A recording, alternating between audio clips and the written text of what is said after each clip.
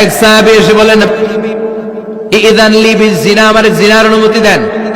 বিশ্বনবীর আরেকটা অভ্যাস ছিল, বাসি খাবার খেতেন না, জানেন?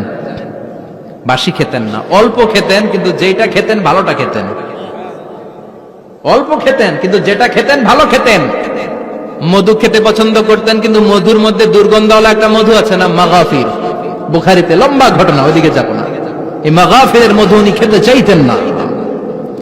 ভালো সুগন্ধিওয়ালা মধু তিনি বিশ্বনবী খেতে পছন্দ করতেন। বিশ্বনবীর খাবারের তালিকায় সবচেয়ে পছন্দনীয় তালিকায় ছিল এই মধু।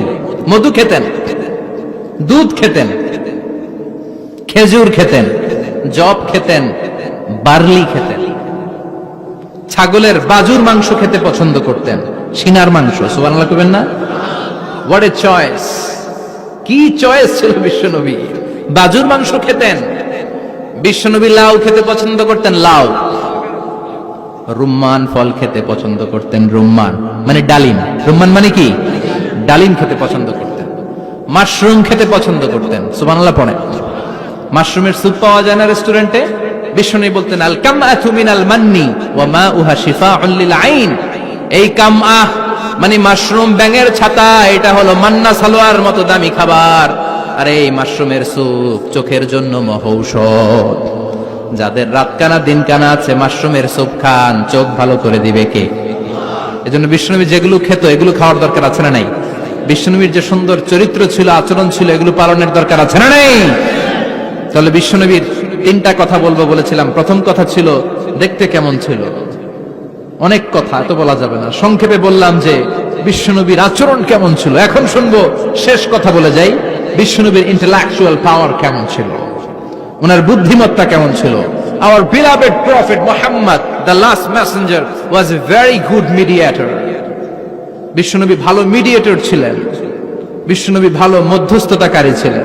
ঝগড়া লাগলে মিলাই দিতে পারতেন চমৎকার। সুবহানাল্লাহ। বাড়িতে যায়া জিমায় পড়ছেন? কষ্ট হচ্ছে? আর কয়েক মিনিট পড়বো, একটা তাকবীর দেন, লিল্লাহি তাকবীর। He was a very good mediator. মধ্যস্থতাকারী ব্যক্তিত্ব ছিলেন। স্বামী স্ত্রীর মধ্যে ঝগড়া লাগলে মিলায়া দিতেন, বন্ধু বন্ধু ঝগড়া মিলায়া দিতেন, সমাজে সমাজে মারামারি মিলায়া দিতেন। মক্কা থেকে মদিনায় যখন গেলেন, মদিনায় 120 বছরের একটা যুদ্ধ চলছিল, কেউ যুদ্ধটা থামাতে পারে না। বিশ্বনবী 7 দিনের ব্যবধানে যুদ্ধ থামিয়ে দিলে। Intellectual capacity, very good mediator. এজন্য বিশ্বনবীর উম্মত যারা, তাদের অভ্যাস হবে ঝগড়া লাগায় দেওয়া যাবে না, মিলায় দিতে হবে, ঠিক কিনা?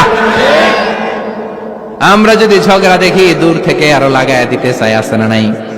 কোম্পানিগঞ্জ বাজারে ঝগড়া, কয় লাগুক আরো লাগুক, ধরবি না, থামাবি না, দূর থেকে মজা দেখি, মজাই লাগে, এরকম ডাকাইত আছে না নাই? আগুন লাগলে পানি দিয়ে নেবায়, অনেকে তেল ঢালে, আছে না নাই? কি করবেন? মিলিয়ে দিবেন। আপনার মর্যাদা বাড়িয়ে দিবে কে?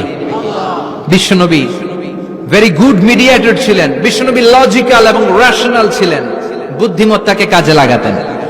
এক সাহাবী এসে বলেন, নবী ইযান লি বিজিনা, আমার জিনার অনুমতি দেন। কিসের অনুমতি? কার কাছে অনুমতি চাইলো? অন্যান্য সাহাবারা এই যুবক ছেলেটাকে ধমকাতে লাগলো, বসো, এই মিয়া বসো, বিশ্বনবীর কাছে কি কথা বলে এগুলা? ওই যুবক বসে রইল। বিশ্বনবী কাজ সারলেন, এরপর বললেন, আইনা শাবাব, ওই যুবকটা কোথায়, এদিকে আসো, কি চাইছো বলো। কয়, বিশ্বনবী আপনি আমারে জিনা করার অনুমতি দেন। বিশ্বনবী যুবকটারে কাছে ডেকে আনলেন, বললেন, ও যুবক, তোমার ঘরে বোন আছে কিনা? কয়, আছে। তোমার বোনের সাথে কোন পুরুষ জিনা করুক, তোমার কেমন লাগবে? সে বলে, আমি এই পুরুষটারে হত্যা করব। হত্যা করবা? ওকে, ডান। তোমার ঘরে মা আছে কিনা? আছে। তোমার মায়ের সাথে পর পুরুষ জিনা করবে, কেমন লাগবে? কয়, আমি সাইজ করবো ওরে। তোমার ঘরে স্ত্রী আছে কিনা? আছে। তোমার স্ত্রীর সাথে যদি কেউ জিনা করে কেমন লাগবে? বলে, আমি তারে ছাড়বো না। বিশ্বনবী বললেন, তাহলে যেই মহিলার সাথে তুমি জিনা করবা, সেও তো কারো বোন, সেও তো কারো স্ত্রী, সেও তো কারো মা, ঠিক কিনা? সুবহানাল্লাহ। What N intellectual capacity. যুবক বলে, তাই তো, এভাবে তো ভাবি নাই। আমি যার সাথে পাপ করব সেও তো কারো বোন হবে, সেও তো কারো মা হবে, সেও তো কারো স্ত্রী হবে। ও নবী, আপনি আমারে মাফ করে দেন, আমার জন্য দোয়া করে দেন যেন তাকওয়ার উপর জীবন প্রতিষ্ঠা করতে পারি। লজিক্যালি জিনিসকে সলভ করার চেষ্টা করতেন। মুআয ইবনে জাবালকে বিশ্বনবী সাল্লাল্লাহু আলাইহি ওয়াসাল্লাম ইমাম বানিয়ে পাঠালেন। উনি ইমামতি করতে গেলেন এক মসজিদে। মাগরিবের সালাতে উনি লম্বা কেরাত ধরলেন।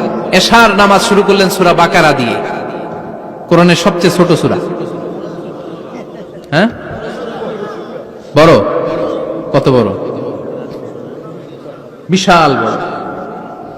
এখন ওই এলাকার মুসল্লিরা ছিল কৃষক মুসল্লি। এক কৃষক মুসল্লি সাহাবী নামাজের পেছনে দাঁড়ালেন, দেখলেন বাকারা দিয়ে ধরছে, কেরাত শেষ হয় না, আর দাঁড়িয়ে থাকতে পারে না, পায়ে ব্যথা করে, পিঠে ব্যথা করে।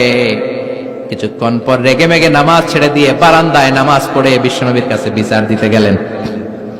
যে বললেন, নবী এমন ইমাম পাঠাইছেন এশা পরে বাকারা দিয়া। বিশ্বনবীকে সর্বনাশ, মুআয তো ভেজাল লাগাই ফেলতেছে। ডেকে পাঠালেন, সহিহ বুখারীর বর্ণনা। বিশ্বনবী বললেন, মুআয, হোয়াট আর ইউ ডুইং দেয়ার? কি করছো তুমি সেখানে? আফাতানুন আনতা ইয়া মুআয? ও মুআয, তুমি কি ফিতনা বাজাও নাকি? তুমি কি ফিতনা ছড়াচ্ছ নাকি? খেটে খাওয়া মানুষ, কৃষক মানুষ, মাঝারি সাইজের কত সুন্দর সূরা আছে, ওয়াদ-দুহা ওয়াল-লাইলি ইযা সাজা, আল কারিআতু মাল কারিআ, সানানাই, আলহাকুমুত তাকাসুর, সানানাই। এগুলো দিয়ে না পড়ে বড় বড় সূরা ধরলা কেন রে মুআয? আফাতানুন আনতা ইয়া মুআয? তোমারে কি আমি অ্যাপয়েন্টমেন্ট দিছি তুমি ফিতনা বাজাবা? খবরদার মুআয, ইয়াসসিরু ওয়ালা তুআসসিরু, ইসলামকে মানুষের কাছে সহজ করে উপস্থাপন করবা। বাশশিরু ওয়ালা তুনাফিরু, ইসলামকে এমন ভাবে উপস্থাপন করবা না যে তোমার কথা শুনে মানুষ দিন থেকে ভেগে ভেগে যায়। তাহলে এই দায়ভার ইসলামের নয়, এই দায়ভার বর্তমানে তোমার কাঁধের উপর। চিৎকার করে বলেন ঠিক কিনা? আমাদের মধ্যে অনেকে ইসলামকে অনেক কঠিন করে ফেলে, মানুষকে আশার বাণী শোনায় না। কই এমনে না পড়লে আপনার বাদ, আপনি বেদাত করছেন, আপনি শিরক করছেন, আপনার কিচ্ছু হবে না। যারে বলে কিচ্ছু হবে না, সে বলে আমার যেহেতু কিচ্ছু হবে না, তোর কথা শোনার আমার দরকার নাই। যে আমারে আশার বাণী শোনায় আমি তার কাছে যাই, ঠিক কিনা? এজন্য সহিহ ইসলাম আপনি প্রচার করবেন, but your approach should be very flexible.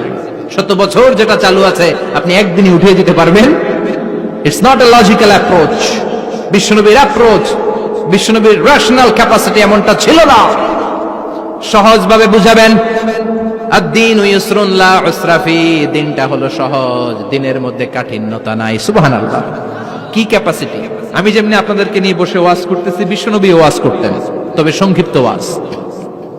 আমরা আধা ঘন্টা করে যদি রাখতে চাই, হুজুর আরো আধা ঘন্টা করেন। তো আরো আধ ঘন্টা করে যদি শেষ করতে চাই, হুজুর আর 10 মিনিট করেন। হুজুর ওয়াজ অনেক টেস্ট লাগে, হুজুর নামাজ টেস্ট লাগে না।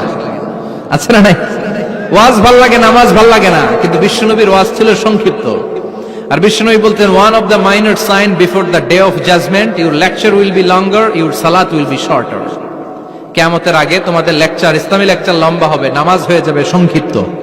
এই আলামত সমাজে আছে না নাই? বিশ্বনবী সংক্ষিপ্ত কথা বলতেন, আর ওনার বুদ্ধিবৃত্তিক ক্যাপাসিটি কাজে লাগিয়ে তিনি বুঝাতেন। হাত দিয়ে ইঙ্গিত করতেন। আঙ্গুলের বিভিন্ন ব্যবহার সমাজে আছে না নাই? এরকম করলে এটারে লাইক বলে না, এরকম করলে বলে ডিসলাইক। আবার ক্রিকেটে এরকম করলে কয় ছক্কা, আবার একটা উড়াইলে কয় তুই যা। একটা মানে কি? আবার বিজয় দেখায় কেমনে? কথা কন, ভিক্টরি। আছে না নাই? বিশ্বনবীও এটাকে মডার্ন টিচিং মেথোডোলজি বলে। আধুনিক শিক্ষা পদ্ধতিতে এখন দেখবেন যে আগে ব্ল্যাক বোর্ডে লিখতো, এখন হোয়াইট বোর্ডে লিখে মার্কার দিয়ে। আগে বই থেকে বুঝাতো, এখন ভিজুয়ালাইজ করে, ভিডিও দেখিয়ে শেখানো হয়, ঠিক কিনা? বিশ্বনবী এটা করতেন। বিশ্বনবী একবার কিয়ামতের ওয়াজ করছেন, দুইটা আঙ্গুলকে এরকম করে বললেন, আনা বুইসতু আনা ওয়াস সাআতু কাহাতাইন, এই দুইটা আঙ্গুল যেমনি কাছাকাছি, আমি এবং কিয়ামত এরকম কাছাকাছি নাজিল হয়েছি। আমি এবং কিয়ামত এরকম কাছাকাছি। বুইসতু আনা ওয়াস সাআতু কাহাতাইন।